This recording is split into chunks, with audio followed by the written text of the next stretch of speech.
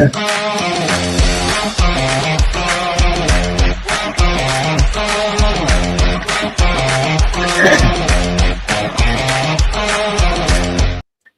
people. Hello. We are back. A few new faces, or maybe Lewis is part of the furniture of some or what. But we've got, well, it's not exactly a new face, but the last time we had Ben on, it seems like around about 6 months ago. But we were late because we were having a discussion regarding Budapest and the Champions League final. But I had to calm them down. Boys, we're going live. We are going live. Let's talk about the City game. Let's talk about the league game. The league is the bread and butter. But maybe we discuss a bit of Budapest. But welcome. The rules haven't changed. Even we had a day off yesterday. You smash a like, subscribe to the channel. You also subscribe to all the great stuff that Lewis and Ben are doing. But I must come to Ben first because it's been a while. I think, correct me if I'm wrong, Ben, last time you were here, we were on the verge of signing Milos Kerkez. Is that right? Possibly. It might have been. Yeah. I can't really remember. But I think so, yeah. I think it was. How are you anyway? You good? Yeah, I'm very well. Yeah. Obviously, last sort of week as a Liverpool fan has been quite positive, so can't complain. It's been a change.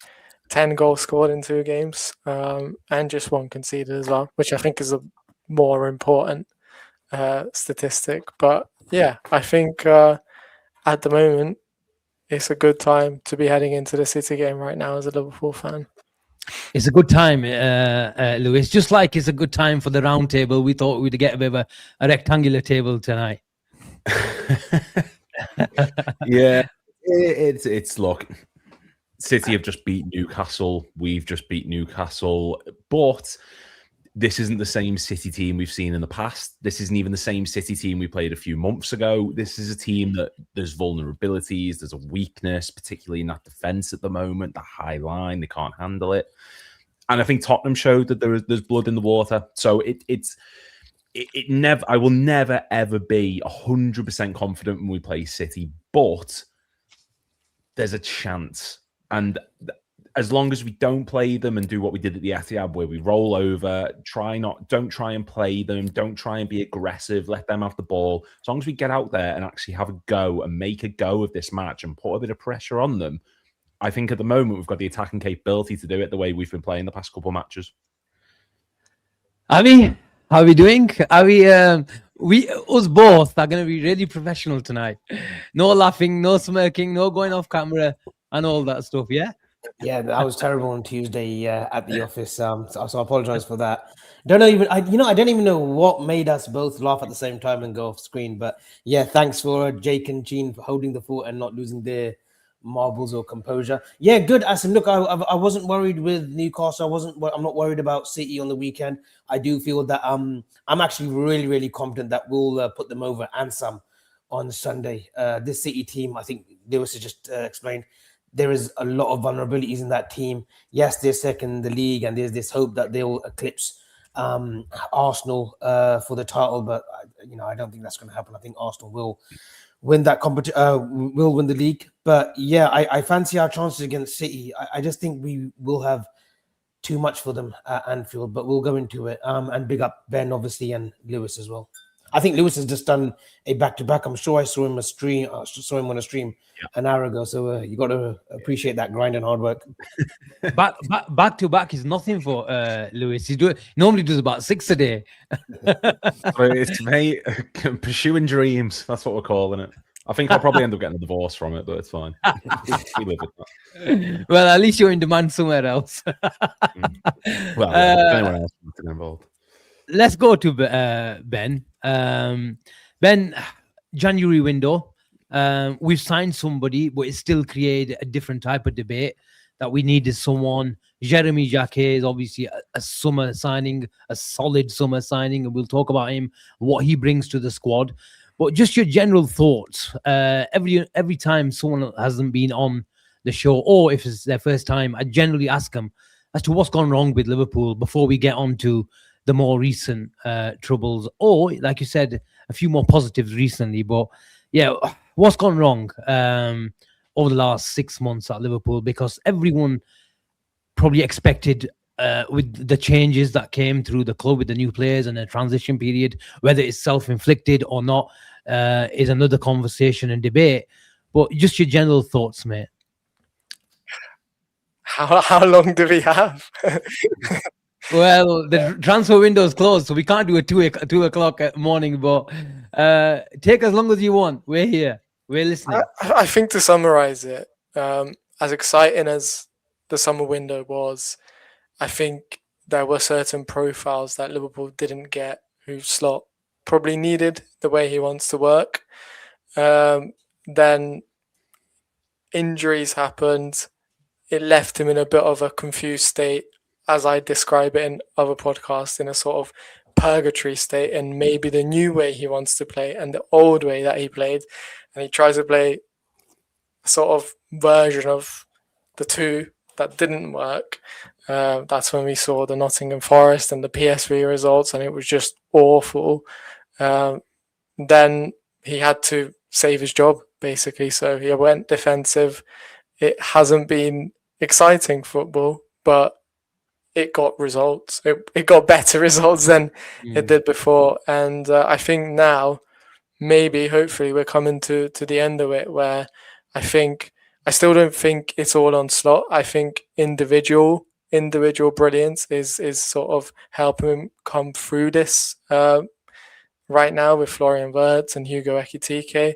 But it's definitely a lot more exciting, I think, right now. That's this system that we're playing. And I do think Slot was hard done in the January window because we so badly needed a centre-back. I know I posted on Twitter in November that I think if Liverpool were going to make a signing, it should be Jeremy Jac, and it should be in January. And I think that transfer should have happened, 6 months earlier than it's going to happen. I'm still happy that it has happened because I do think he is the cream of the crop right now when it comes to young centre-backs, and it's good to secure his services. But Liverpool so badly need a centre-back right now, and probably a couple of other positions as well. But the most important one is to have that defensive solidity. And I am shocked that Richard Hughes decided not to go for anyone, and then they decided to go for someone 2-3 days before the transfer window in Gertrude. And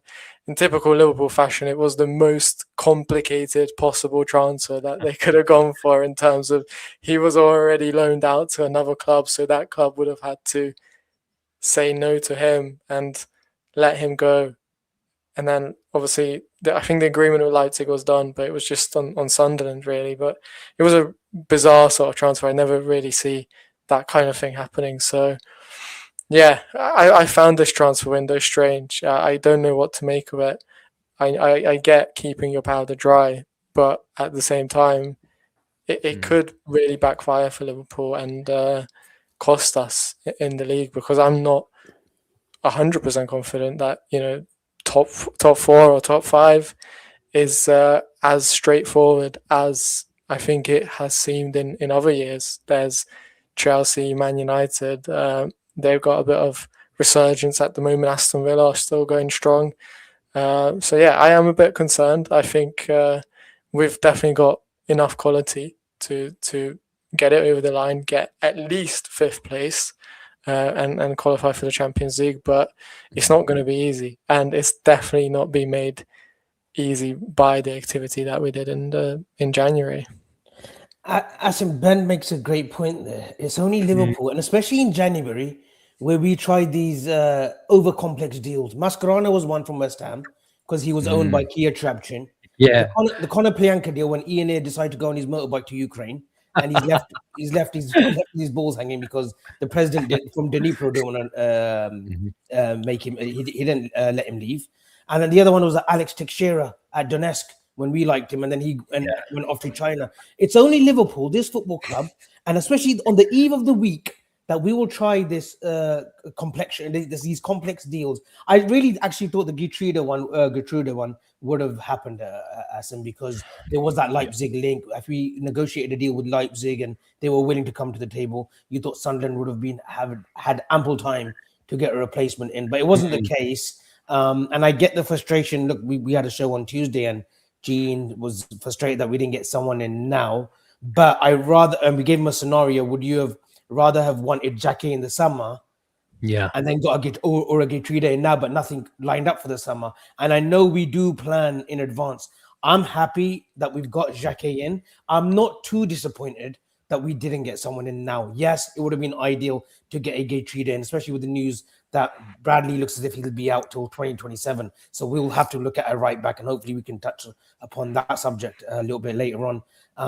We've only got Frimpong there, and we're relying on Szoboszlai, the running man, to having to do 3-4 roles in this team, when ideally we're taking the best work from him, which is in the middle of the park. So yeah, there is a little bit of disappointment there, but like Ben said, he's the creme de la creme right now in world football when it comes to under 21 defenders, and I'm so glad that we've got Jeremy Jac over the line. Lewis, we've got it sounds like we've got a unicorn of a defender, a high ceiling, and all that sort of stuff. But does that make it all right that we've kept our powder dry for January?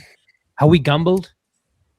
Oh, it's a gamble. It's a massive, massive gamble. Like, over the few days since the window's shut, I've gone back and forth on it. On one hand, it's a huge gamble because if we don't get top 4, if we don't get a Champions League football, or we don't make a push in a competition like Champions League or FA Cup, the pressure is going to be on more than ever next season. And there's going to be a lot of players in that squad next summer who are more than likely going to be leaving. There's no guarantee Konate is going to be here. There's no guarantee Gomez, Endo is going to be here. Robbo, end of his contract. Van Dijk will have 1 year left. Salah, there's no guarantee he sticks around. And the job to then go again becomes even harder than what it is now. So it is a massive gamble if you don't have Champions League football to pull in those big name players.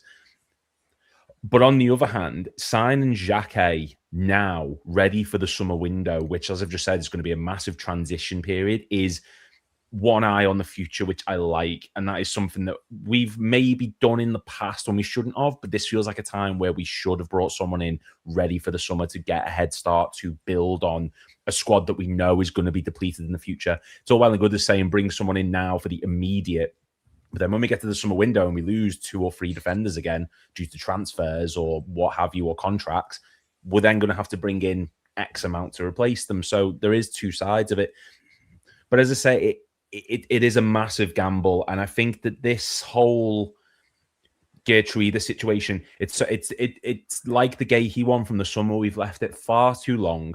We knew Bradley was injured. Frimpong got injured a little bit before the Geertruida deal started to come through. We knew we were short. We almost sold Robbo, and we've left it until the day before the deadline to put in a sizable bid or any sort of substantial offer. That's ill-planned. So as much as it's all well and good as saying we plan for the future by bringing in Jacquet, who, phenomenal player, I did a video on him myself, and he's quality in the making.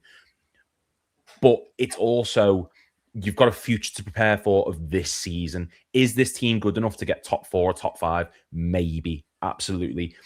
Is it good enough to make a sustained push in Europe as well as top 4, top 5? I'm not convinced it is in the back. We can get Champions League football by winning the Champions League or getting top 4, top 5.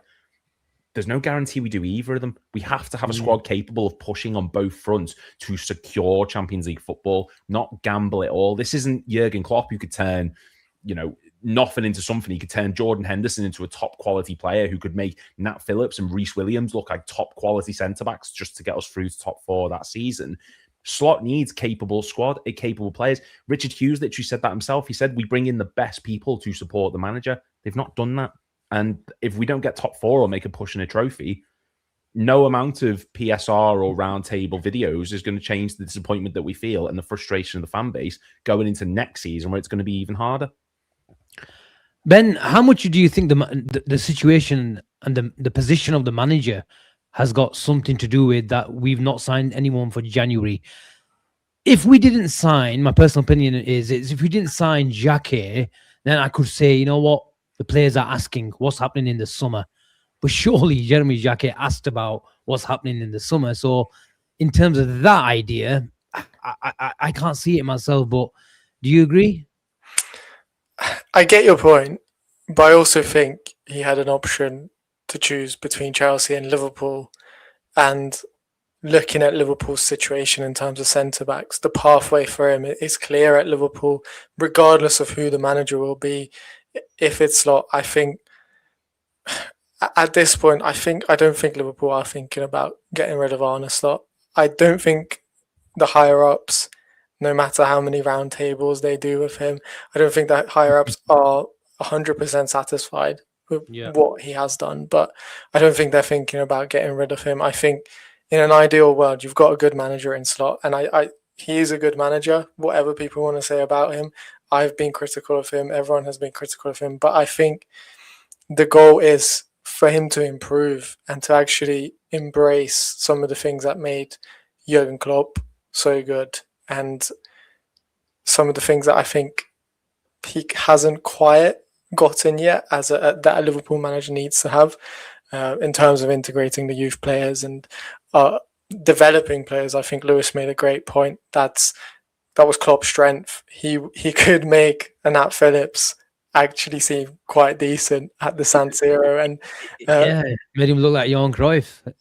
And then Slot doesn't seem to have this, but he doesn't seem to have this at Liverpool, because if you look at Feyenoord, some of the players he developed there and made them into really good players that they were able to sell on.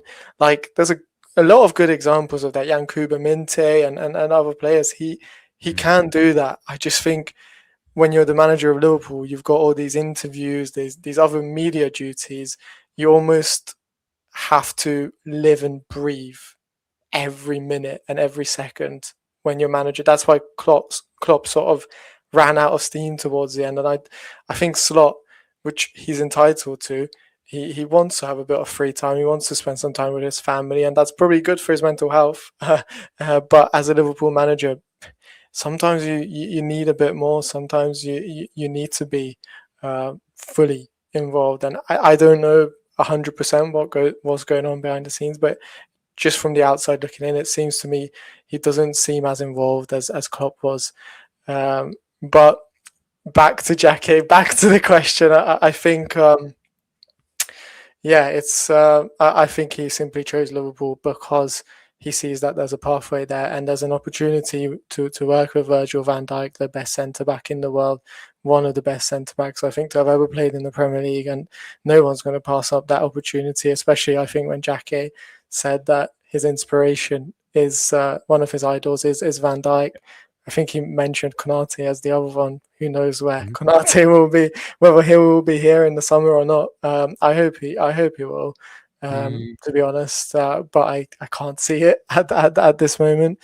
But still, it's a good opportunity for him to work with world-class players, and whoever comes in as the coach, it will be someone who is qualified and who is very good if someone comes in, because I still think Liverpool are potentially exploring things behind the scenes, but I think at this moment they're still backing Slot and they're hoping that the criticisms, the things that they don't like about him, he can improve and be better. Okay, let's stick with Jeremy Jac. The title of the thumbnail today is One In, One Out. Jacquet in, Konate out, maybe. We'll come to Konate later. I'm sure we've all been watching Jeremy Jac a lot more recently since he's signed on the dotted line. Ben, what is this kid going to bring to the team on the squad next year? Yeah, so I think I've seen a lot of people analyze like his physical traits, because if you haven't watched him a lot, it's so easy to just look at the physical stuff. If you're watching a highlight reel, that's what stands out to you about him. He's tall. He's got quite a unique build in terms of his body. He's an ectomorph. That's what you call it in scouting, in terms of, he's got long limbs, and he is, I think quite extremely long legs. When you look at it, it's not a very common thing to have. But I think for me, having watched runs, I love watching French football, so I watch a lot of French football, and for me, what stood out to me about him is just like his cognitive abilities, like the way he reads the game, the way he plays in a really bad team. I have to say that, like, this team is chaotic. They're all over the place defensively, and the way he gets exposed to certain environments, when he goes up against two attackers, three attackers, and the way he deals with those high pressure situations, that's what stands out to me. And the aerial ability as well. I think aerial. I spoke to someone who's like an expert in like sports science and psychology, and he had this theory that some players innately have a better understanding of where the ball is going to drop and where the ball will land than other players, and that's something that you're just born with. You just have this sense, this awareness. And I think obviously being tall, being physical, that aids winning aerial duels, but first and foremost, it's that understanding of where the ball is going and having that sort of cognitive ability to read. Thiago, size didn't matter. Well, I think right now Wataru Endo is a good example. He has a better aerial duel percentage rate than Ryan Gravenberch, who's about 20 centimeters taller. Even McAllister's great in the air as well. Exactly. A positional header. But with Jacquet, the advantage that he has is he's really good at that cognitive stuff, but he's also quite tall. I think 6'3". So in that sense, he's very Virgil van Dijk-esque. I think as well, his ability on the ball is quite underrated. Yep. Like, he's not, the volume and sometimes the completion rates are not perfect because he plays in a chaotic team and it doesn't stand out to you. But when you actually watch the games and you relate it to how much time runs are in possession of the ball and how much he's dictating the play, and whether those passes that are incomplete are actually incomplete because they're bad passes or because just his teammates are not in the right places, or for a centre back to put out 9 like key passes in a season and to create 9 chances in a season and still be in the top 13% for like overall passes and long balls and accurate long ball, like that's so impressive for a centre back to have. Exactly. So I think just overall everything when you watch him play is just, you're really impressed by him. The only thing that I think I have a slight criticism about him is I don't think he's very comfortable with his left foot, and I do worry if he wants to play on the left side. Sometimes when he does play on that left side, he gets a little bit touchy, a little bit uncomfortable, and he wants to bring the ball back to his right foot. But I don't think Liverpool brought him in to play on the left side anyway. I think Leone is much better there. And obviously, we still got Virgil van Dijk for at least a year and a half. So, I think everything else, like, his potential is very high. Asim, it's quite evident as well, and Lewis can come in this as well. He takes responsibility. And like Ben said, they didn't have a great game yesterday. They lost 3-0, but at every opportunity, you try to take responsibility. And yes, they lost 3-0 and it will look bad and say, oh, look, see, he was part. And all the opposition fans, Chelsea fans especially, will start screaming, see, you brought a dad. But you can see from the clips that, there were loads of like people who have taken a compilation of him yesterday. He likes those line-breaking passes. He will take responsibility by carrying the ball. And that's one of the key things that we've missed. Verge doesn't do it. Konate doesn't do it. We've missed that sort of Joel Matip.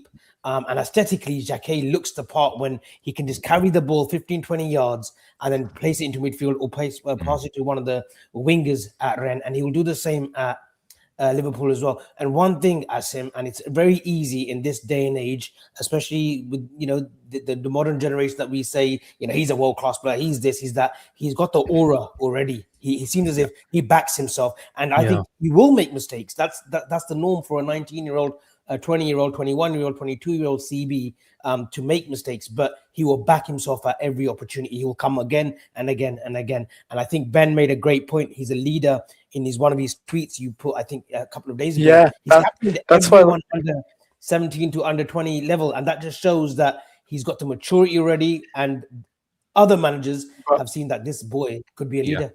What I've been more impressed by actually is when you watch Ron's play, okay, you can be the captain at lots of people are captain at youth level and captain youth level regularly, but he's come in as a 20-year-old or 19-year-old at the start And immediately, like, I think one of his first games, what I was really impressed by is he was ushering like his senior centre backs, like, you go there, defensively organizing stuff.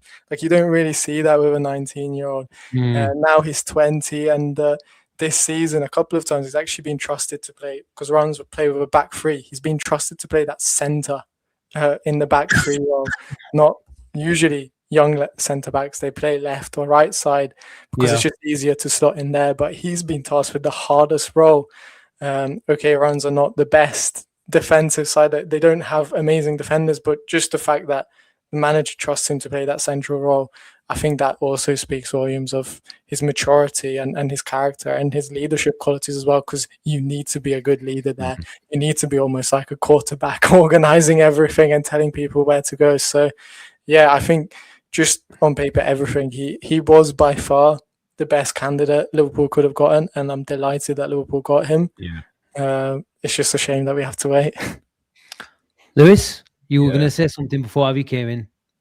No, it was because everything that's been said's been spot on, and with Jacquet as well. So obviously he's captained all the youth teams, but apparently a criticism that he got was he still hasn't fully established himself as he'll vocalize things, but he still has a lot to learn, supposedly, which to me indicates he's getting the captaincy more based on his performances, which I'm fine with. I would rather someone be quiet as a church mouse but put in top quality performances than someone who screams and shouts but can't back it up. And he's like, with regards to the passing, he said himself in an interview, I think it was like October, the way he plays can come across as nonchalant, but it's because he's composed on the ball. And he said himself, like, my skill set is breaking the lines with my passing range. I'm comfortable on the ball. I'm composed. I'm not like, it's not nonchalant. I'm just comfortable in my own skin.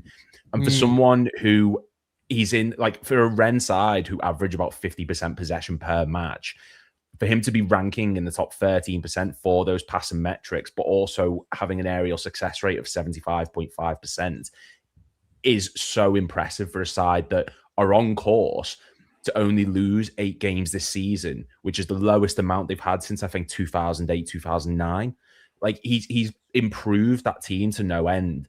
And he's someone that, for Liverpool now, looking to build for the future, we're going to need people who can immediately come in and set an example for other players around them, and who have got captaincy experience and are capable of playing that high line, be great in the air, but also boast the recovery pace to be able to keep up when the ball goes over them. Like, his highest speed this season is 34.5 kilometers an hour. The fastest in the division is 36.98. So he's literally almost on par with the highest and fastest player, which I think it's Luis Henrique, I believe it is in Ligue 1. But like, he's a not physical freak, but he's got all the components to be a long-staying centre-back in this back line, while also becoming a leader, which we need at the moment.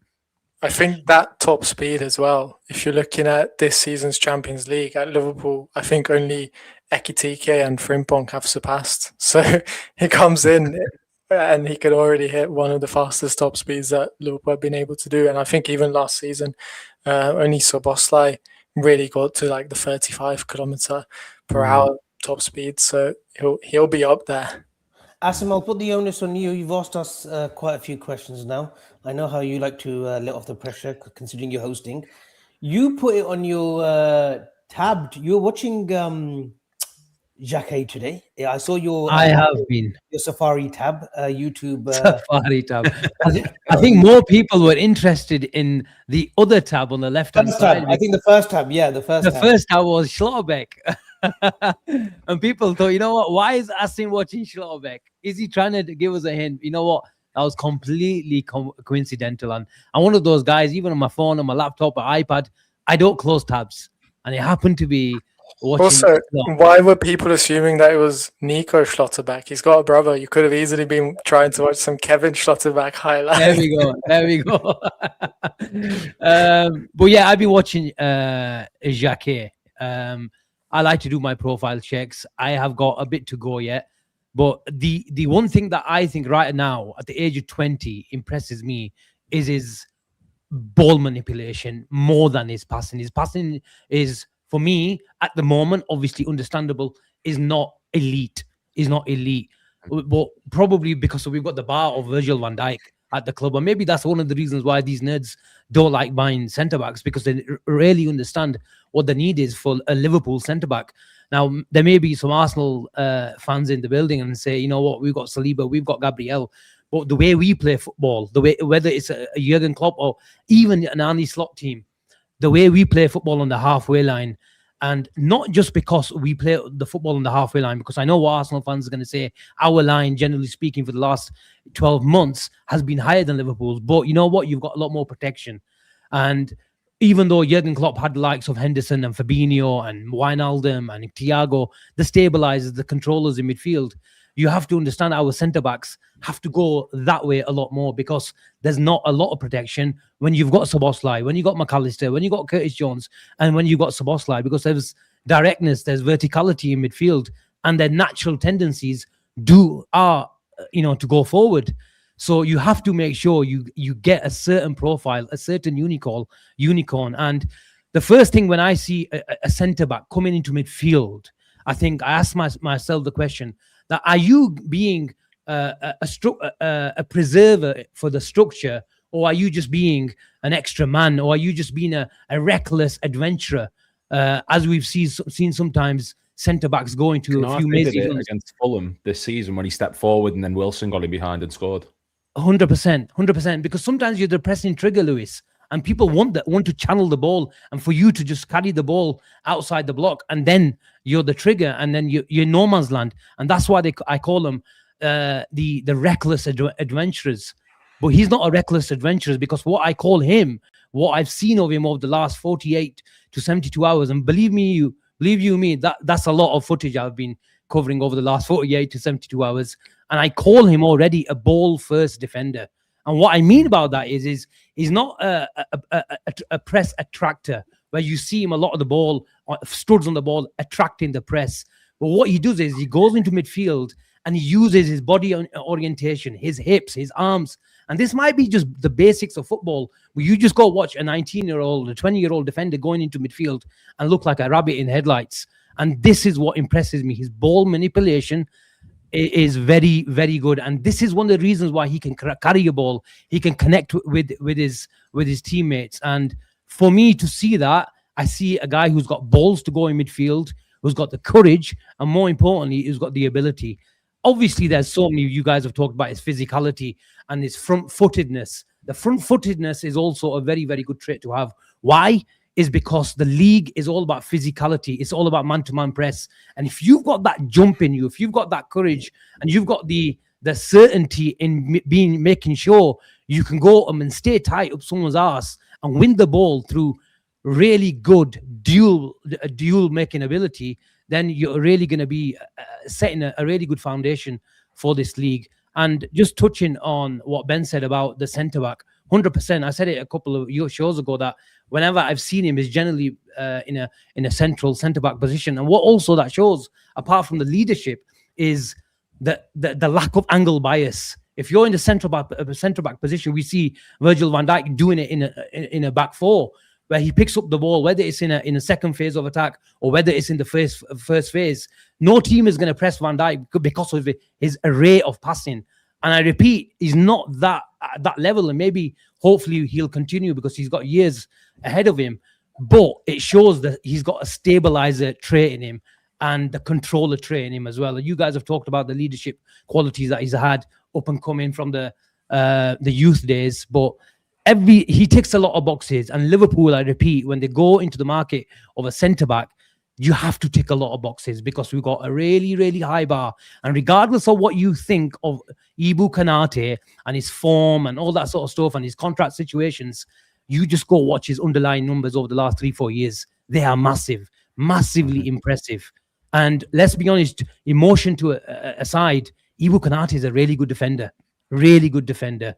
So look, we have bought a really good centre back. We're future proofing. You'll have the brilliant examples in Van Dijk and Konate and all these guys. I repeat, Konate next season. And the sky's the limit for this kid. The sky's the limit. I will say I'm seeing a few comments about Joe Ordonez, and some people suggesting that he might be better than Jacquet. And I just want to say, please watch Club Brugge and please watch their games because he is not better than Jacquet. He is someone who gets bullied in the Belgian league, and I think he would definitely get bullied in the Premier League. And if you watch some of his Champions League performances as well, it's not great watching. I don't think he's anywhere near Liverpool's level. I think if he were to come to the Premier League, he might be a target for a Sunderland or someone like that. But yeah, he's nowhere near. Crystal Palace, it was a running question for a few months. We did a show, the four of us, me, Asim, Cheen, and Ben Mullane, who was on our Sunday shows, and I gave him some scenarios and stuff. And the three of them, they were wanting Ordonez. And then I was the one that said, no, boys, Jeremy Jacquet will be the one. He will be that next sort of superstar breaking out from centre back. But Gene, especially, that will be music to my ears, Ben, what you're saying about Ordonez. You actually literally wrecked the man. But Gene was big. Gene, who's on obviously the Born and Red channel, he was big on Ordonez. But you know. Look, I don't think he's like an awful defender, but I just don't think he's got the elite potential or that level. He's a decent defender, but he does have some bad moments and some bad tendencies. Yeah. And I think he's covered by his fullbacks quite a lot as well. Yeah, and particularly his aerial durability is something that is lacking, and his physicality, even though he looks, I think if you look at him in terms of his profile, his body structure, he looks big and strong, but he's not that. He can.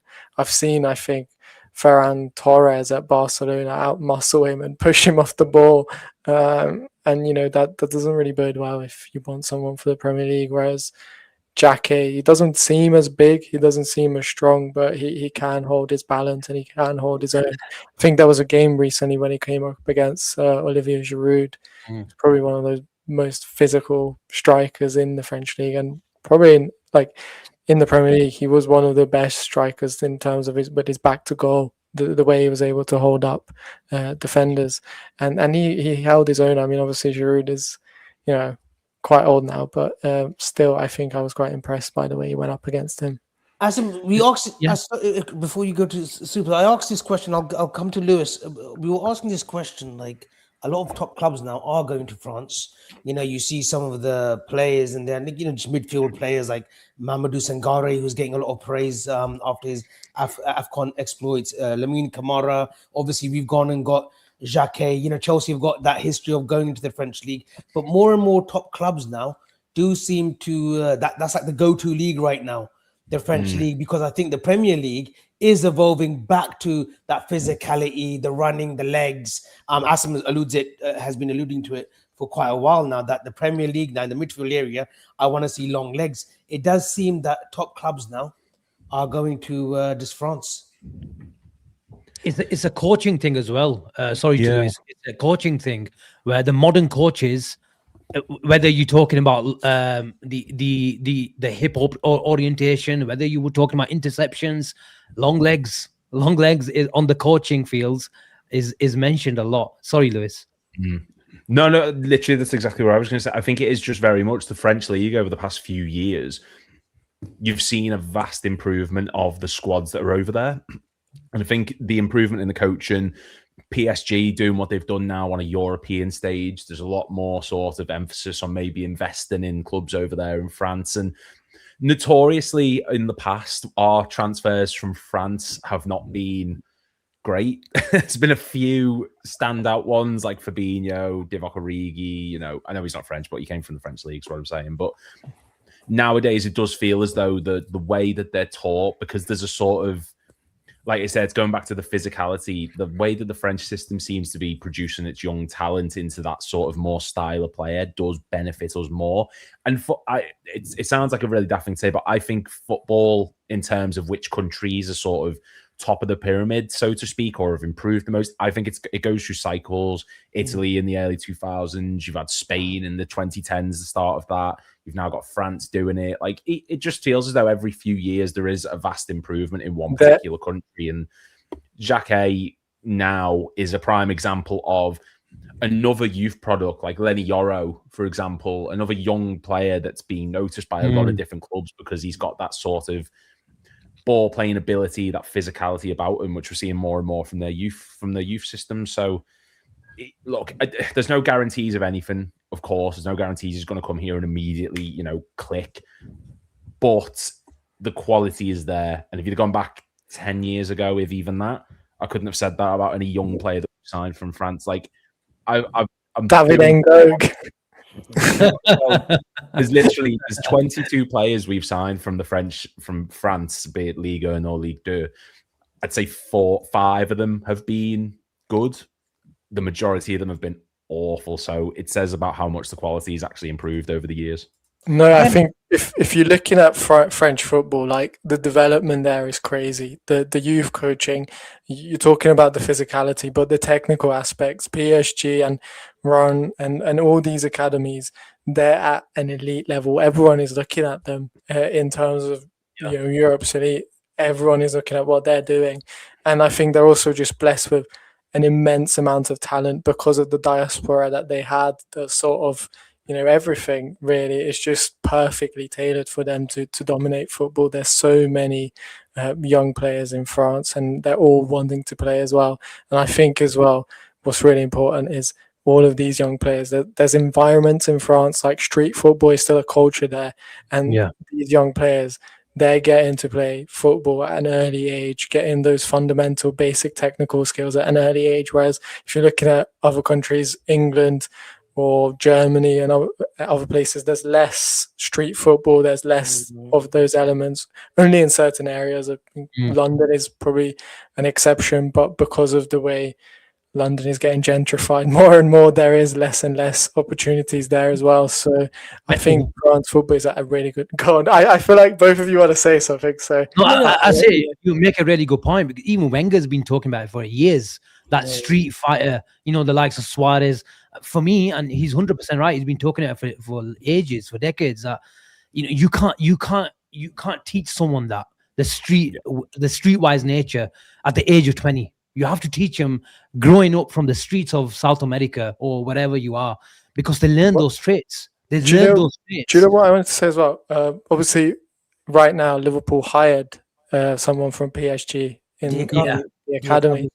And I was looking at sort of his methods. He did an interview in French, sort of French media publication, and he was talking about exactly this thing, how at PSG they try to create elements that mimic the street football style and to sort of get the players into that mindset. So I'm really looking forward to this appointment, because I think Liverpool's academy, as much as there is a lot of talent there, I do think sometimes the players, when they get to almost that first team level, a lot of them are missing that bit of hunger, that bit of like extra motivation. There's a lot of talented players, but it's just that one final push that I think they're missing. Ben, like you see, carry on. Just one second, because I don't want to lose track of this. So, like, we've got the conveyor belt at Rennes, Lens, who have been producing youngster after youngster, Lille, obviously with Hazard, and then obviously Bouadi now, and there's a couple of others there.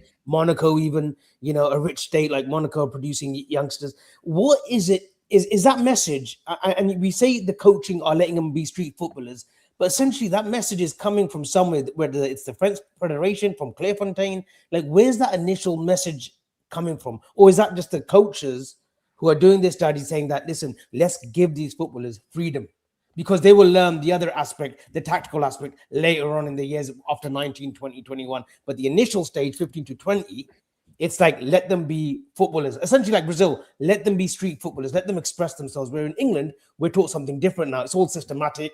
It's all become rigid, and, we've got to play by this principle, and then it sort of drags down. It's boring to a degree. Yeah, that's what it is. Where is that initial message coming from? So initially, obviously, France football in the early 2010s, it went through a pretty bad state, if you remember the World Cups and the 2012 Euros and things like that. And initially, the French Football Federation did sort of organize a new system, a new method. And then that saw some of the elite talents, for example, reintroduced. They had this system at Clairefontaine where the likes of Kylian Mbappe and players of their age would actually, I think, for a year or two, sort of regularly train there, not just for the national team youth call-ups, but they would just go to Clairefontaine and train there regularly just to get acquainted with, the players that they're likely going to be playing with in years to come. So that happened, and that obviously made, I think, France great at the World Cup in 2018, because a lot of those players were so used to each other from way back. But nowadays, I think, because they've created that culture, that environment, everyone wants to. It's like a sponge. Everyone wants to soak in it now, because they've seen that is the way to go forward. And I think for a lot of French football clubs, selling your players is a matter of survival. Like, that's how you survive. Yeah. There's no TV money, there's nothing. So the only way they can actually be sustainable is by creating players and producing players. So because of that sort of drives them to give younger players opportunities and be a conveyor belt. And I think that is probably the biggest motivation, the biggest factor right now, because of the lack of TV money and everything. Whereas here in the Premier League, or even nowadays in German or Spanish football, there's not that much incentives. Clubs can, like in German clubs, can survive by scouting players from all over the world.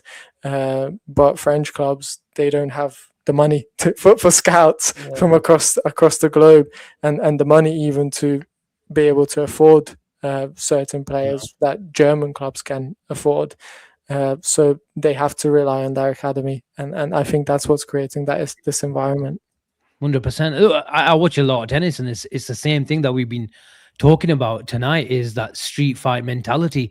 Before Andy Murray won Wimbledon, the demand from the masses was just open tennis up to the masses, and you'll get that street fighter mentality, you'll get that working class desire and a hunger, and you'll create champions. But obviously, since I don't want to create into a tennis show, but it's the same thing. They were suffering from the same thing, but they just couldn't create that mentality. And in any sport, before you go onto the field or a tennis court or a snooker table, half the game is in the mind. Half the game. Many people will say most of it. And there's many opposition that face you, especially against the elite teams. Why are they elite? Because they're elite in preparation and in ability, of course, but they take those little things very seriously. For it, like the Dagestani UFC. Before you enter the field, you lost the game already. Even just the like Liverpool players like Mo Salah, without mentality, he would never have gotten to the level that he's at. Sadio Mane, and now, if you know Hugo Ekitike's story, at 14, I think he said in an interview that he was bad, but he was so motivated to become better. I think really the only player at Liverpool who was just freakishly talented from a young age is Florian Wirtz. He just had some God-given ability, but even if he doesn't have the mentality to come back from that ACL injury that he suffered at Bayer Leverkusen, he doesn't get to the level that he's at now. Or even if he doesn't have the mentality to be the best in the world, he probably would have succumbed to all the negative comments during his first few months at Liverpool. But his mentality is elite. It's almost as if you've got to struggle a little bit as well at a young age, not be given the glitz and the glamour, the cars and the money. Fergie was great at United. Jurgen Klopp, I think he alluded to a youngster. I'm pretty sure it might have been Ryan Brewster. You saw him come in a BMW at the age of 18 off the Champions League win because he got a medal for being part of the squad. And he said, "No, not on my watch. This doesn't happen out here." So, I think it's a bit of the struggle. Lewis used a great example, the Dagestani in UFC. The amount of fighters that are coming there and their record, they see that little bit of struggle. And then, they're just relentless, aren't they, when you see them actually perform in the UFC with their wrestling and whatnot. But, great example. Let's move it forward, Lewis. Jacquet is coming in the summer. What's going to happen to Konate? What's going to happen to the right back situation? What's going to happen to the left back? I've been crying out for Liverpool to add squad depth, not just this season, the last 2-3 seasons. I hate Liverpool going into the season with 4 centre-backs. But how do you see it fast forward in the clock around 6 months' time? You know what? I think the Connor Bradley situation really does throw a spanner in the works. Okay. It's one thing if he's out till the end of this season, like Leone, and he comes back, but it's another having to wait till literally like a year from now for him to return. So I'm hoping Konate sticks around, but I'm not. I think we've been in discussion with him now, from what I've heard, like 18 months or just under that. I think if a deal can be struck, it's struck. If you're having to wait this long and we're still not there, I don't see it getting done personally. Gomez, is he going to be content? You know, I think he's at the point in his career now where he knows, look, no matter what I do, no matter where I go, I'm going to get injuries. I'm not going to be an England international now. Maybe he would be content sticking around. I don't know. I think you need him. But if you would Liverpool be content for him to stick around, even though? Well, yeah, this is the thing. But at the same time, beggars can't be choosers. You know, if we're not willing to go out and attack the market and look to bring in more depth at centre back or right back, you know, we can't be saying to Joe Gomez, you're surplus to requirements, because who are you replacing him with? To them, to Liverpool, they could potentially look at Gomez and think, right, he's not got long left on his contract. He's been around for a long time. He can play any position that you want him to. Are we going to sell another defender and have to spend even more money to bring someone else in, unless there's a plan in place that I don't know about? But a right back is a must, or like a centre back who can play there if you need them to. Another, even with Jacquet coming in, 2 centre backs maybe. I know people are saying Senesi. I'd be happy with Senesi on a free, but you need a Schlotterbeck coming in. You need I'd be happy with Castello Luqueba. I think he's a great player who could really fit our style. Bastoni's another one. But it just depends on who we sell. This is why I'm struggling so much to sort of get the answer out, because is Robbo going to be around? Probably not. Is Tsimikas going to be kept? Probably not. Is Konate going to be here for me? Probably not. You're then looking at, you know, we're going to need 4 or 5 defenders, and are Liverpool really going to go out and bring in that many defensive reinforcements? Probably not. So I'd be keeping Gomez. The homegrown is an issue as well, Lewis. Sorry to interrupt. The homegrown could be an issue as well in the summer, and especially with Joe Gomez, he qualifies as a homegrown. Yeah. And I think after this summer, he's got a year to run, and I think there is the kind of understanding with the club and him. He knows he's not going to get a new contract, but if he can still give us 25 games a season and this makeshift right back at times, centre back, I think they'll keep him. And even at left back, you know, when he first started under Brendan Rodgers, he was a left back. You know, I recollect a game against Arsenal. One of his, I think his second game, he was man of the match. He covered Robbo a couple of years ago, and he was the best left back. So he can do a role in all 3. It's just about availability. But I think Gomez, in my opinion, he probably will be retained. Ben, can you see a situation if Jacquet comes? Obviously, we know when Jacquet comes in the summer, that Liverpool keep all these defenders and just don't do anything else in the defensive area. Well, if they keep Konate and Gomez, do we really need to do anything else for now anyway, for this summer? I know long term, you're probably looking at having to replace Gomez and Van Dijk in a year's time, but maybe Schlotterbeck, because he's still got 3 years left on his contract, doesn't he? Maybe he then decides to stick around 1 more year at Borussia Dortmund, and when Van Dijk leaves on a free. I think in the summer you might only have 12 months left. I might be wrong. I think it was longer than that. This, Van Dijk or Schlotterbeck. I can. I think in the summer he might have 12 months. I might be wrong. I could have sworn it was at least 2 years, but you never know. But his contract is set to expire at the end of the 26-27 season. Okay, so he does have 1 year left. So yeah, I suppose you could bring him in if you're wanting to play with a back 3.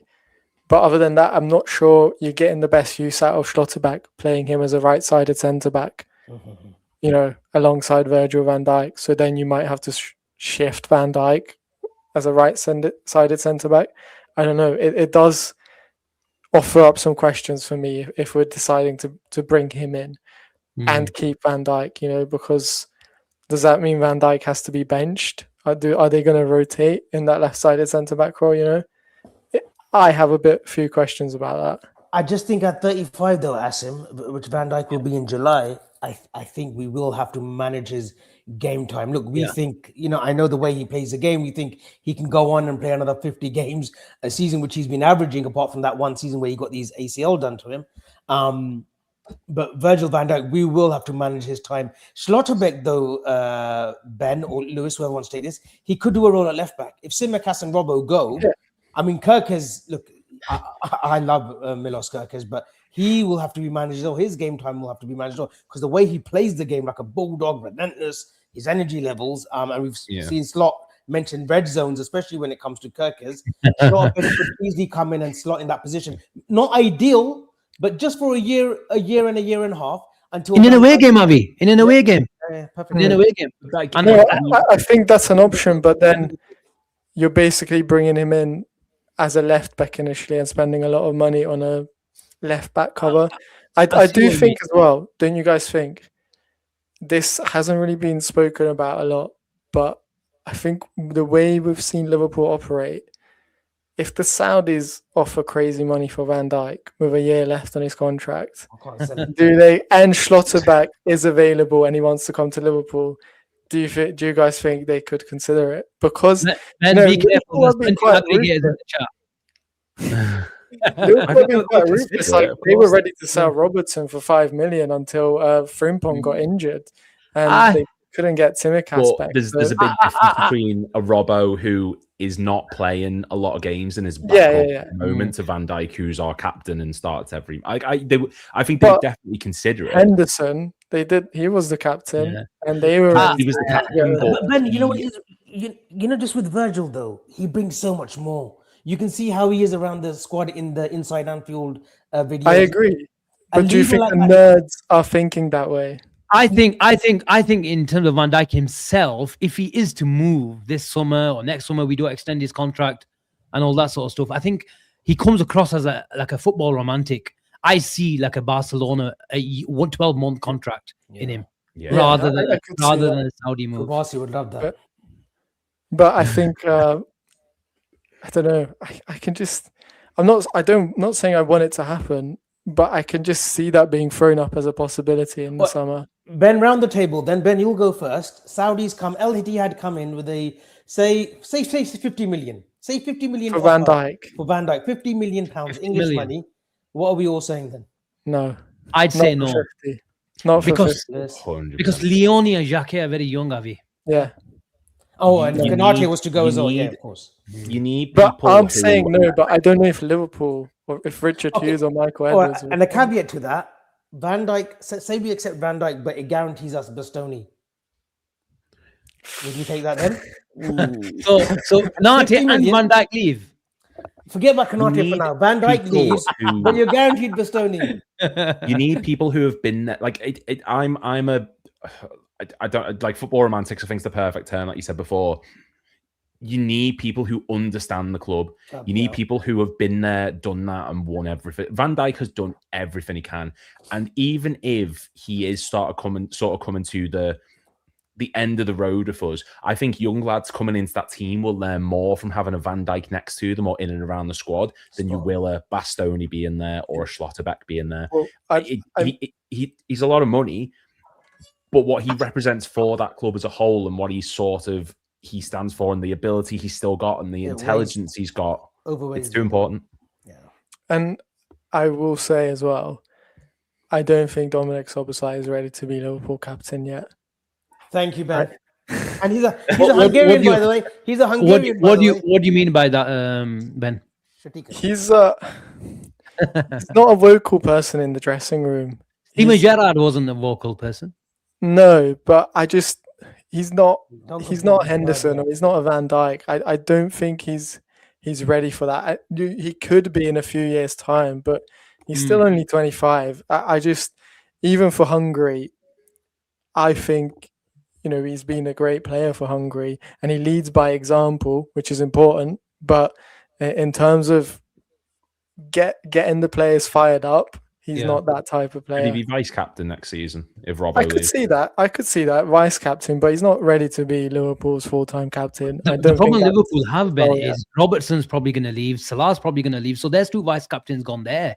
And sometimes, you have to grasp the opportunity. Like Gerard Houllier gave Stevie G the captaincy, where arguably he wasn't ready for the captaincy as well, but it took his game to the next level. And that's what, even though Szoboszlai has taken to his game, in my opinion, to the next level, but you see a player that's probably got a few more levels as well. And sometimes the captain's armband around your arm does that to you as well. It ignites you, and it sometimes makes you a different person as well. But I see what you're saying. But the problem, I think Liverpool might not even have a choice. That's the problem. If Robertson goes, Salah goes, who's left? Alistair was ever talked about. He's off to Real Madrid. So the thing is, look, can't give it to Shimikas now, can't we? Yeah, these people are having a laugh in the comment section who say Gakpo is going to be our future. No. There's 2 people now who commented that. I think with Szoboszlai, it's more important that we tie him down to a new contract. Gakpo's going to be demanding 330k.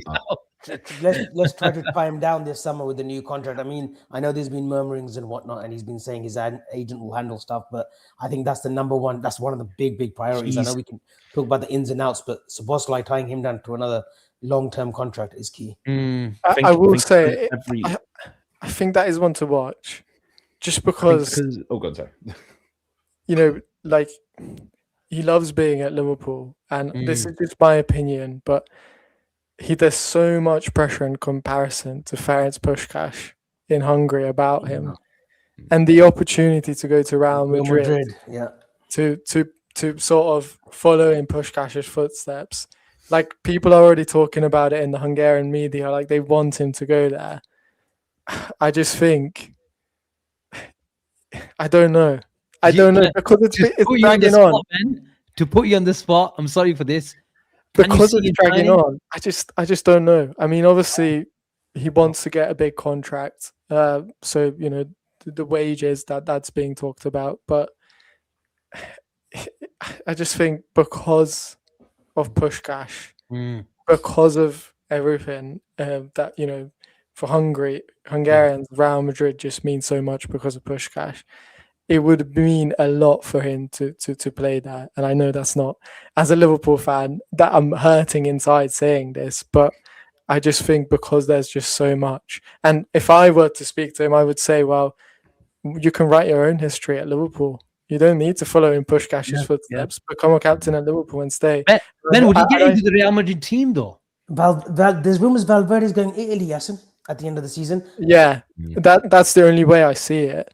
But at the same time, if you look at Valverde, he plays right back so often. And I know with Dominic, we've seen that before. He absolutely hates playing as a right back. Like, off the record, I just get the impression that he's not a huge fan of playing as a right back. Ben, is there a golden I mean, I know we've got a kid in the academy. You'll obviously know Eric Farkas. Is there like a golden generation of Hungary now coming through? I know we've got Kerkez and Szoboszlai, that's the obvious ones, but is there like a golden generation where, look, Liverpool are one of the biggest institutions in the world. There's no doubting that. But you see someone like Puskás, obviously, who played for Real Madrid, but if they see someone like Szoboszlai go to Real Madrid at 25, you know, entering his peak years, is that just like the Federation of Football of Hungary? Does that just elevate the youngsters who are like trying to make their way into first team football? They'll see someone like Szoboszlai, and you know, it's kind of lift off, and that generation sort of just filters through. I think you're selling Liverpool a bit short here because that's already happening. Like, he's already gone to Liverpool. He's already gone to Liverpool. That's already crazy in Hungary. Everyone is supporting Liverpool right now. All the kids, if you go to Budapest or any Hungarian city, they'll be having Liverpool shirts with Szoboszlai on the back, or Hungary shirts with Szoboszlai on the back. So that's already happening.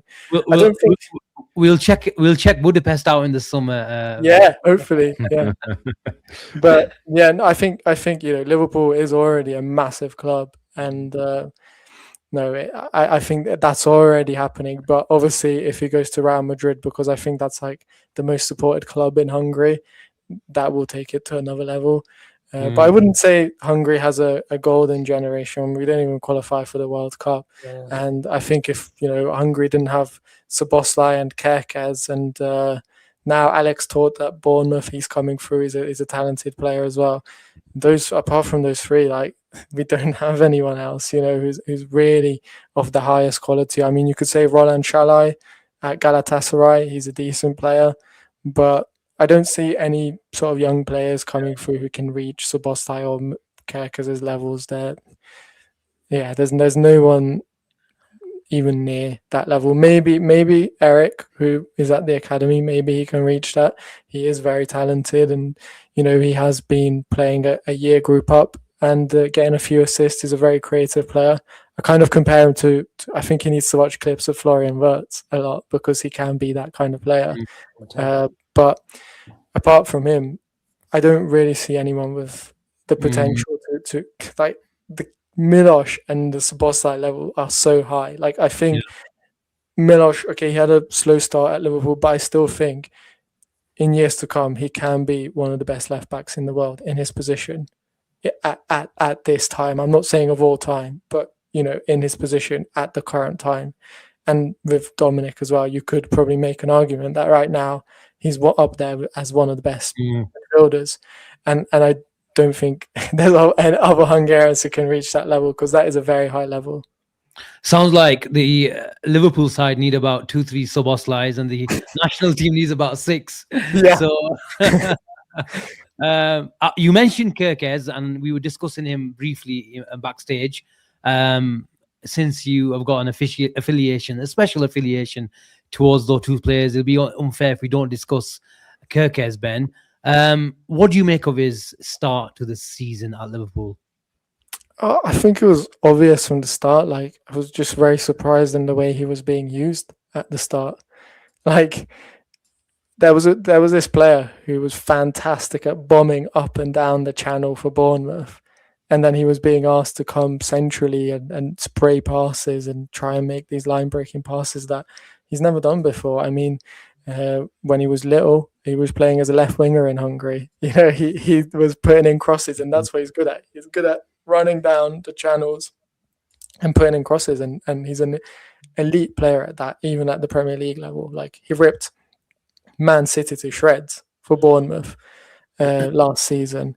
So I was very surprised by the way he was being used. I could see the thinking behind it in terms of you needed to balance that defense and midfield out, but I think in the end common sense prevailed, and Slot has sort of unleashed him, and ever since he's been unleashed over the last, I would say, month or so, I think it's fair to say probably the last month, I think he's been brilliant, and I think there's so much more to come as well. There's so much more to come. He's only 22 years old, and I'm never going to be impartial when it comes to him. I'm never going to be an objective person when it comes to him. But from my biased point of view, I think he's been brilliant, and I think he will be brilliant. I think, he just needs to keep going, and I'm really looking forward to his performance at the weekend against Man City. There's a chance, depending on which side Semenyo plays, they could be coming up against him. So, old teammate. I know how well he did against City at Bournemouth last season. So I've got high hopes for this game, and I think he will probably start. Yeah. He had a good game against Kerkez. I think he played in the first game of this season, didn't he? Semenyo against Kerkez. I thought Semenyo was decent on that night. But just to stay with you, Ben, do you think long term he needs to improve in that and develop into that? Because I get what you're saying. He needed to start on the halfway line, transition footballer, high intensity, a lot of movement, a Jurgen Klopp type of player, if I may say so. But in a modern coaching time, do you think he does need to develop that progression from deep areas as well if he's going to be a real mainstay, especially against low blocks where you need to be versatile and adaptable in different game states? No, I think he needs to be running in behind us. He needs to be making those overlapping runs to break down low blocks that he's been doing now. I think if you're looking at where you want Milos against a low block, you want him playing 1-2s on the edge of the area and running into the box and maybe putting a ball across the goal. You don't want him to be the build-up player. You can have your midfielder dropping in like PSG do. Vitinha drops back, Nuno Mendes or the other fullback that they have will push forward into those sort of positions. Sorry, Hakimi. Hakimi is the player I'm talking about. I can't believe I forgot about Hakimi. But those are the kind of roles that you don't see Nuno Mendes dropping back and playing a lot of progressive balls, Vitinha will take responsibility over that. Mendes is the one running in between the defenders, and that's what you want Milos doing as well. Most of the time, anyway. That's what you want him. That's where you really want him to be playing. And I think if you have Wirtz as a left winger, which I'm not sure is going to be his main position, he can also come in and play those like passes and stuff. I think with Milos, you got to play to his strengths, and that is his strengths. And I think Liverpool do need those runners in behind against the low block a lot more.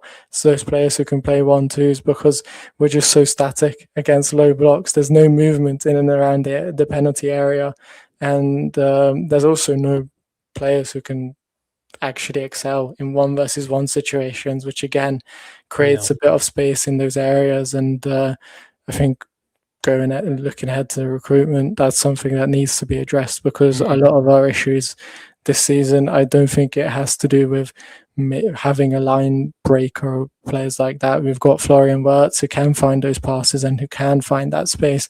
What we're really lacking is someone who can take 2 or 3 defenders out of the game and open up a bit of space, like Rio did against Burnley, I think is a good example. Or Leeds, he comes on, he takes a few players out, and Liverpool actually create a few chances as a result. Against Burnley as well, I think he created the most clear-cut chance in that away game against them at Turf Moor, when Frimpong should have scored at the other end. I think he drew like 2 or 3 defenders to him and Gamoa, and then he played it across goal. And that's how you break down a low block. And I think that's where Liverpool, I don't think Ngamoa is ready to be starting. Liverpool need to find an elite player. I don't know who that will be yet. I've got a few names in mind, but I think it will be really interesting. But I think that's what Slot wants as well. That's what he's been talking about. He's been talking about PSG a lot, which I think irks people. It irks people, but I do get it, because PSG have like Kvaratskhelia and all these types of players, and that's why they never really run into problems with low blocks, because the defenders have to occupy Kvaratskhelia, and if he has the ball, then Desiree Doué is free to do what he can do, or Ousmane Dembele can do what he does. And I think that's why Liverpool, Cody Gakpo is never going to draw.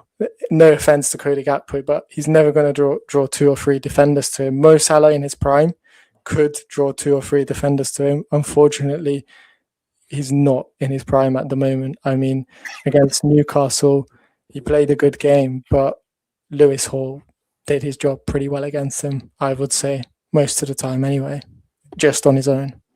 Need some dribblers, Lewis. Need some dribblers. Yeah, I mean, I've got a real soft spot for Yan Diomande. I know he's the one that everyone keeps touching about. Like, he's very capable on the ball. He's someone who he can drift in wide infield if you need him to, but he's so good on the byline. He can actually take on a man. He's actually got the speed and capability to get past someone straight away. But the issue is does he suit the way that Arne Slot wants him to play? Like, it's all well and good us saying, let's bring in this player. But like Slot was saying today, it's more about the football looking good. It's more about the way that we look overall and how we play. And I don't think someone like a Yan Diomande is going to suit that style. That's the only issue. There's also... I disagree. Why do you not think he would suit that style? I just think because the way that Slot wants, he's much more reliant on... Like, if you look at Salah, for example, last season, it felt as though he was coming in a lot more central. He was the highest man up the pitch, and it felt as though he was getting a lot more goal-scoring opportunities, whereas this season it's felt very much like the wingers. It's very much hold up play, wait for a midfielder to sort of catch up with them, square the ball into the middle, or look for the overlap and run of like the fullback. But do you think that is how Slot wants to play, or he's playing like that because he doesn't have the profiles or the players that he wants to play with? Because I think when he had Luis Diaz and Mo Salah probably in a much better form, he obviously played that way, and Liverpool pressed as well a lot more intensely. And if you look at his Feyenoord team, that was also the case there. he had Yankuba Minte and these very intense players. I think he's always wanted to play that way.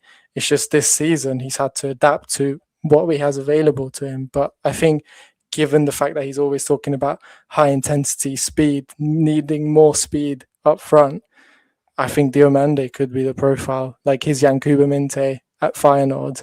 That Diomande could exactly be that. I'd love a Jan Diomande. I would love to have his style of play. Like I've done loads of stuff on him, and like I just think he'd be great. My worry is just the Premier League, like we touched on before. It's become so systemic and it's so regimented in the way teams play, and you see individual brilliance sort of hampered. And like you touched on there, we don't have the tools that we did last season. Ekitike is thriving.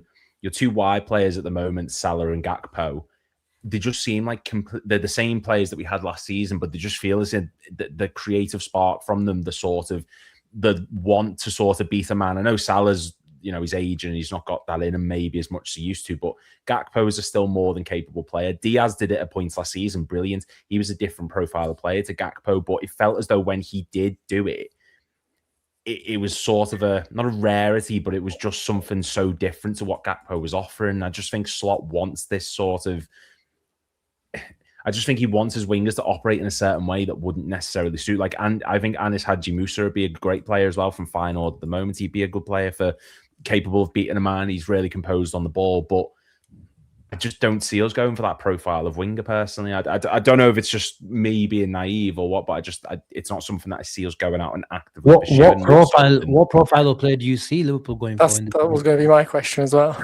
Well, sort of Nico Williams close. Well, yeah, but it's like someone like I know it's a daft, but like Bernardo Silva, someone who he's not a winger by trade, and it feels as though every time he does go out wide, he does want to come back in. He wants to control play through the middle and sort of overload midfield. Not someone who's going to hug the touchline and try to get past someone. Frimpong's doing it. Don't get me wrong. Frimpong's doing it like brilliantly this season, but that's because the way that he plays, it feels like that's his main strength. So he's playing to his strength. I don't know if I disagree, because why was he bringing up Jacob Murphy then, who's someone who likes to isolate the wingers, and saying, "Oh, we can't supply Isak with the same level of chances because we don't have a Jacob Murphy profile." I think he wants that profile in. I think he wants those players, but he just doesn't have it at Liverpool right now. Cody Gakpo is an inside forward rather than a winger. Mo Salah is an inside forward now. He could have been a sort of winger who holds width in his prime, but nowadays, he is better in those central areas. And then you're looking at Frimpong really is the only one who is that. Unfortunately, he's been wrecked with injuries, but he has played him a lot in that role, and it has been very successful as well. I think that little run that Frimpong went on in January was very impressive, and I think he got almost 4 assists. Some of them were a bit unlucky, but I think that's exactly what Liverpool were missing, and that we're gave missing Liverpool a bit of fresh air. One of Arnie's slots, I think it's exactly what Ben is saying, Lewis, is one of Arnie Slot's core principles is wide separation. It's wide separation. And obviously, it's Mohamed Salah has been over the last 9-10 years, is been elite in creating that separation. But especially against, if you're going to have the inverted left back or the left back doing a Mendes ball progression with the passing type of role, inverted, extra man in midfield, or even against Arteta's been doing it this season, and even Arnie Slot, even we saw Robertson pick up inverted top of the box positions just to create the 1v1 situation. And I feel like Liverpool just don't have the player this year just to take on the left back or right back. And what's happened is now we've seen like Liverpool, just like Ben was saying, is playing the inside forward, Szoboszlai playing from the right, being the right-sided 10. Wirtz, for example, I think it was a Galatasaray or Frankfurt team game where he was playing from the right side on paper, but allowing Frimpong and Bradley to be the acting winger, if you like. But that's for different reasons as well, trying to pack the midfield, trying to gain control of the game as well. But It's exactly what Liverpool have been missing. Yes, they want central progression and they want to make their rest defense better, but at what cost? Is we've lost that ability. So you could argue, when since Salah has come, that separation, Salah will create separation even in his grave. It's just the way he does. You don't have to. You can be washed and you can lose your legs, but creating separation is do little tweaks, little drop of the shoulders, little subtle dynamics that you have in your game. But he has lost that ability, and maybe it's a confidence issue as well. It is obviously a pacer. You lose your half a yard in this league, it's going to be very, very telling. But I think Liverpool's priority this summer is going to be wide threat and pace. I think we need two. I think we need two of them as well. Honestly, you are right. Is Diomande, though, 34 games he's played, is that enough of a sample size to play 80 million for him? Yes. I know the data nerds likes. Mhm. I know the data nerds likes. I would say yes, because look, when Lamine Yamal was coming through, you wouldn't have argued that. He's an exception, though. Come on, Ben. He's like I'm not saying Diomande will be one of the best in the world, but he's so elite, and with an elite talent, you can just tell he's going to be good. Obviously, you can never predict injuries, stuff like that can come up, and you can't fully predict. It's always going to be a risk. When you're spending so much money on a player, it's always going to be risky. Alexander Isak was a risk, even though he's a proven Premier League goal scorer, because of his injury track record, and it might never work out. But I think based on, if you're looking at potential options, targets, Diomande is elite. He's up there. He should be a priority target because he does everything that Liverpool need and are lacking at the moment in terms of 1-versus-1 ability. He's got speed, he's very fast, but he also is actually very good in tight spaces. I know people say, oh, the Bundesliga is wide and he doesn't get into those situations. He gets too much space in the Bundesliga, but if you're looking at certain situations, there are times when he does get into those tight spaces and he can get out of it very well, and he can beat 4 defenders at the same time. I encourage people to watch some of the Leipzig games because they just make these assumptions and they say these things based on, yes, you do get more space in the Bundesliga, but not often. And I think it is in those situations when he doesn't get the space that he's impressed me the most, rather than when he is afforded a lot of space. So for me, I think looking at who could be available, he would be probably my number one target. Is Nico Williams still your number one target or choice? Yeah, you do love Nico Williams. I have been watching his video. It's actually cringy how much I do, how much I like Nico Williams. Look, he's had again in different season. There's these groin issues that him and Yamal. I think there's another elite winger, like another winger, Asim, that have had the same issue. To do in terms of the groin. God knows what they're doing in their private life and whatnot. But look, Nico Williams, he provided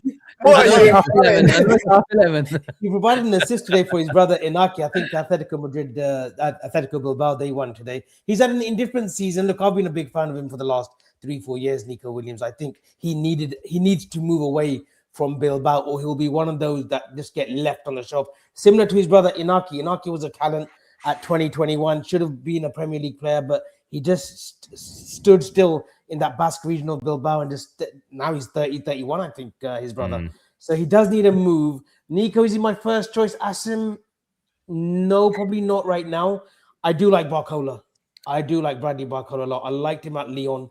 I like him at PSG. He's still got to refine a little bit. His finishing can be bog standard at the best of times, but there's a player in there. I get Diomande. For me, there's that little bit of sample size that I want to see a little bit more of. I want to see another season and Leipzig is a great institution about when it comes to developing youngsters and getting good money for their players once they depart. I think another season would be fruitful for him. But if Ben is adamant that he thinks he's ready, then who am I to argue? Good. I do like the other Ivory Coast player, Bouza Mouna Toure. Yes, someone mentioned it. I thought he was pretty electric when he was playing. It's a nice name. He's low-key my favorite player to watch right now. You watch him at the weekend against Hoffenheim for Hoffenheim. Sorry, he got an assist, brilliant cross to Kramaric, and then he also forced an own goal with just rapid burst of acceleration. But he's one of those players who doesn't get into those tight areas that much. He's very much a transitional player at Hoffenheim at the moment. Incredible speed, very fast. I think if you watched him at Hammarby, that's when I started becoming a fan of him. He reminded me a bit of Sadio Mane at the time in the way he played. Yeah. Still does. But at Hammarby, he was exposed to a few more sort of tighter areas where he had to go around 2 or 3 defenders. At the moment at Hoffenheim, they're just playing to his strength. So they're just playing it over the top for him consistently, giving him the ball, coming up against high lines, and he's absolutely loving life there. But yeah, he's a very impressive player for me. Here we go again. You've been doing so well for an hour 25 minutes, and your mic decides to go down again. Maybe that's the sign just to say, tell Asim, just call it a night. Honestly, what a show! What a show, Ben, Lewis. We've had to do it. We have to do it again. We have to do it again. We can't wait another 6 months to get Ben on. Lewis, as ever, supporting the channel. Brilliant to have you on. Make sure you guys check out these brilliant content creators, especially in the Liverpool space. We look after our own. We love our own. We support our own. So make sure you go over to Lewis's channel. You don't need to tell me who Ben is as well. Brilliant work doing the scouting, and you just got a little taster of the insight that these guys provide tonight. So we'll make sure we get these guys on more often. Avi, as ever, the central centre back of VNR, the stabilizer, the controller. But thank you so much. Some super chats here. Oh my God, it actually reminded me as well. Guys, we just quickly have to run through these. If you want to address any of them, I know we've been going over an hour and a half, but I won't make you feel like you have to. But if you want to address some of them, I feel like Avi needs to address this. This is directed towards. Oh, this is being nice. This has been nice to Avi. Meme Creed, thank you very much. If Slot changes his tactics as much as Avi changes his opinions on things, we'll be on top of the league. Faraz, big up. If Iani and Dukwe has the highest ceiling of our centre backs, okay. They all have really high ceilings, so I think he has a high ceiling, but I think all of them do. Yeah, NGI is good. He looks the part. Oh yeah, I like him as well. I had a call on last Thursday or Friday in the academy game, reserve game. I thought he looked very assuring as well. From Burnley, the kid that's come over. So let's see which one makes it. Faraz, again, big up Faraz. When other Premier League teams are not shit, then Slot is a checkbook manager, and that is not good enough to consistently win majors and build a dynasty. Slot out. Faraz again. Why the fuck is our landlord our second corner taker at 6'4"? I think he's on about Gakpo there. Jono, big up Jono, Van Dijk, Nico, Ebo, Jacquet, Leone. We need 5 centre backs. Arsenal have 7 centre backs in their squad. Nico can play at left back, which we'll need. And when Robbo leaves, but we'd only have Milos Kerkez. Arsenal are a bit extreme. I don't think we should be aspiring to be anything like Arsenal or play like Arsenal. So any comparison to Arsenal, I will ignore. The only one thing I'll say about Arsenal, I was saying in one of my WhatsApp groups, it's been effective. There's no doubt about it this season. They've been very effective, efficient. They'll win this league. You know, I in my opinion, I think they'll win the league. But I think what we will see gradually now next season, we will see Arteta letting off the shackles. I think he needed this one to get over the line to prove that he's got that league title, and especially as it's been nearly 20 years for them, 22 years, I think, since they last won it under Wenger. I think next season we'll see another evolution in Arsenal's play. Like the pressure's off kind of thing. And For us again, it pisses me off. Our trophy area accesses 2 Premier League titles. I like that winning mentality. We've been talking about mentality a lot tonight. Jono, might just be me. The more I see our squad, the more it feels like a back three is coming. It's the only way I can see us accommodating Isak, Hugo, and Flo. You know the thumbnail I've just ordered from our digital guy is, I'll just show you there. That Yes, back five, question mark, question mark. I'm doing a bit of a video on it, so stay tuned for that. Emmy Tegbe, nice to see you in the chat. So thank you very much for sending this through. Hey guys, the RD table was the round table was a PR stunt. Slots gone in the summer. At the end of the day, it's a results business. I'm fearful about Sunday's game. Just quickly coming on that, I thought it was a really good episode. I know it's sponsored by Standard Chartered and whatnot, and Vicky Gumashall was the host. I thought it was a really fair assessment, and Slot didn't pull any punches. Like he was saying, look, where I want to be, it's not where I want to be now. It's not good enough. You know, of course, I want to play exciting football. The Premier League is evolving a little bit, but I still want to stick with my principles. I thought it was fine. People are calling it a PR disaster or a PR stunt, and it was just to appease. No, I don't think it was a disaster. No, I think like a PR stunt. Sorry, it was good propaganda. It was good PR. It was good PR. I don't understand what questions people were like. Oh well, why didn't they ask him about Gahey? Or they're never going to do that. Yeah, they're not. Like, this was a sort of. It was timed, and I said this in the stream before. It was timed perfectly just after a big win. If this had come out after the Leeds draw or the loss to like just the Forest or something, for example, I know it was filmed later than that, but it would have came across a lot worse to fans than it did. But the fact that it's come out when it has, after all the Richard Hughes and Slot like rumor mill and all the stuff that's been going on recently. It didn't sort of alleviate everything, but I think it was nice to see the higher ups like Billy Hogan and everyone actually sort of not take accountability, but have the balls, quite frankly, to speak out and for Slot to speak out in front of his employers essentially and explain, look, it's not been good enough, but this is why it is going to get better in the future. So I fairly enjoyed it. And they covered some great subjects as well. Obviously, we don't want to keep going, don't want to keep mentioning, but the Jota stuff, that was quite powerful as well. Like how Slout had to. He was, he had the, people around him, but he had to, ultimately lift these players at preseason, and that wasn't an easy ask. But it was a good little 35-45 minute show. AJ highlights, how do you think the homegrown situation affects the summer? French and Dutch players are mentioned, but Gordon, Wharton aside, Achiampong. It's clearly, just like we were discussing with the Gomez situation, Liverpool will have to look at that. And one of the reasons why a lot of people wanted Marc Guéhi, he ticked that box as well. But I think Liverpool have told us with the Jeremy Jacquet deal and kept us telling us that the Marc Guéhi is an opportunistic signing. I think they've told us their answer and how they were looking at this pot of Guéhi money where they wanted to spend it on, yes, he's young, yes, he's raw, but he's got a lot higher ceiling than Marc Guéhi.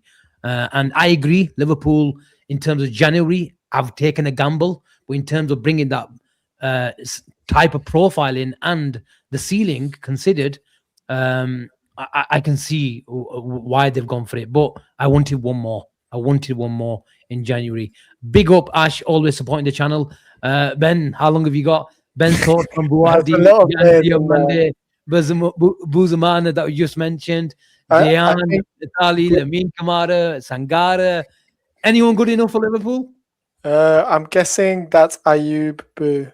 That's not how it's spelled, but yeah, I like him. We spoke about Yan Diomande and Toure. Diam Metali, I know Scouted love him quite a lot. I think there's better options. Depends on the price. Lamine Kamara, if McAllister was leaving, good replacement for McAllister, I think. And Mamadou Sangare, I think you just need to look at my Twitter account. I'm a big fan of him. I've been a big fan of him for a long time. I think just in terms of everything, he's a really, really good player. And I would love to see him at Liverpool. I think he's good enough for Liverpool, but I just don't see where he fits in because he's a sort of similar type to Gravenberch and Szoboszlai. Like he's a mix between the two. And he's not, I don't think you're getting his best qualities if you're just having him sit as the holding midfielder. So he's not the answer to the holding midfield solution. He's just another box-to-box player. And we've got Szoboszlai and probably Gravenberch. That's his best role as well. So, I think it would only work if someone was to leave. Avi, what number is Ayub Bouadi getting at Liverpool in the summer? What number is McAllister right now? Number 10. I won't get 10. Let's see. Today's not about the We've ITK signed him stuff. already. We've signed him Today's already, been lad. such a well-articulated show with two brilliant content creators. So let's just stick to that. No ITK stuff today. That's for Friday. Ash. Sorry, Asim. Thank you so much, Ash, for sending this through as well. Yes, Ben, Bazuma and Torre going under the radar massively. Diamande and Torre for Liverpool wings. So glad you mentioned him. Thank you so much, Ash. I will say, because there's a chance people are based in Liverpool. If you want to watch those two live, they're playing at Everton Stadium on March the 31st. They're playing against Scotland, Ivory Coast. So there's a good chance to catch both of them live. I think tickets go live tomorrow as well. So if you're based in Liverpool, I recommend it. Good stuff. Yacht, nice to see him in the building as ever. Ben, how high do you think Alex Toth's ceiling That's is? a good question. I'd say it's below Szoboszlai's. But I think it could be a decent. He can be a decent Premier League player. I don't know. Potentially, he has a higher ceiling than Bournemouth, but I don't know if it's Liverpool ceiling. You know, I'm thinking maybe like a Newcastle type of player. That's what I think anyway. Okay, that's the last one of the supers. Thank you so much. Really enjoyed today's show as well. We've got Gene is back. I've got a video after this. I've got to record another video, pre-recording one, so stay tuned for that. And like I said earlier, guys, please show your love and support to anyone who comes on BNR and whoever is making content on the Liverpool space. We'll catch you tomorrow. Take care. Thank you very much for keeping us up company, and we'll catch you in the next one. Take care, and bye for now.